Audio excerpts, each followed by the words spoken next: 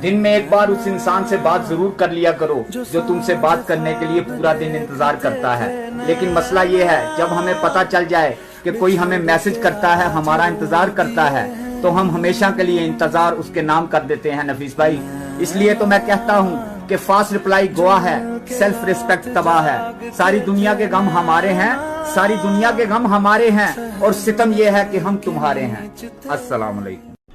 कि लोग बदलते नहीं हैं, बेनकाब हो जाते हैं। पता नहीं क्यों कदर करने वालों को ही बेकदर लोग मिलते हैं। नफीस भाई, आप अगर अकेले हो ना तो इस बात से नाराज मत होना, बस ये सोचना कि कुछ तो मैं हूँ, क्योंकि अक्सर अकेलेपन से वही लोग गुजरते हैं जो जिंदगी में सही फैसले करते हैं। और जब भी आप अपनी जिंदगी से नाराज होना तो एक बात हमेशा याद रखना कि अपनी जिंदगी से कभी नाराज मत होना, क्योंकि आप जैसी जिंदगी का ख्वाब शायद बहुत सारे लोग देख रहे हो।